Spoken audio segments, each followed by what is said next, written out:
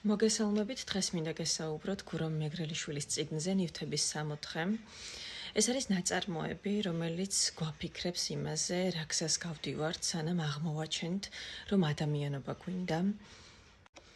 პროტაგონისტი, თუკი შეიძლება ცალკეულად გამოიყოს, არის მწერალი, რომელიც ვეღარ წერს და გრძნობს ზეწოლას საზოგადოების მხრიდან უახლოესი ადამიანებისგან, რომლებიც მუდმივად ეკითხებიან, როდის დაძერ, ან ახლა რაზე მუშაობ.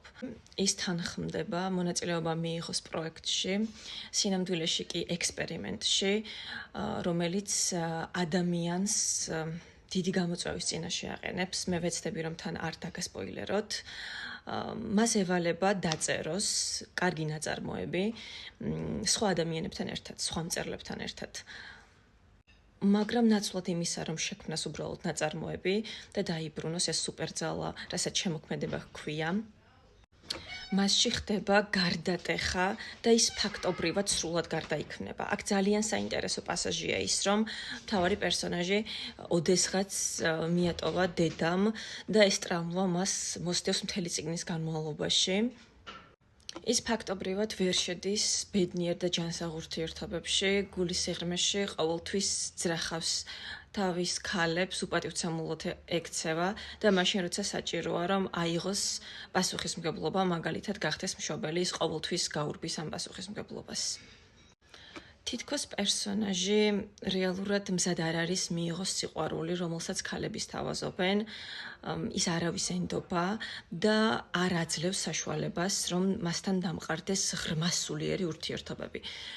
რეალურად, როდესაც ქალთან საქმეს იჭერს, ის ეჭიდება მხოლოდ ფიზიკურ ვნებათაღელვას და სიახლოვეს. ადამიანი მუდმივად მილტვის უფლისკენ და ღმერთისკენ. ჩვენ, რა თქმა უნდა, სხვადასხვა განსაზღვრებები გვაქვს იმისა, თუ რა არის ღმერთი, მაგრამ საბოლოო ჯამში, თუ კი გვჯერა უზენაესი ძალის არსებობის, ჩვენ ვცდილობთ, რომ მას გავეტოლოთ, მას მივემსგავსოთ, მას მივუახლოვდეთ.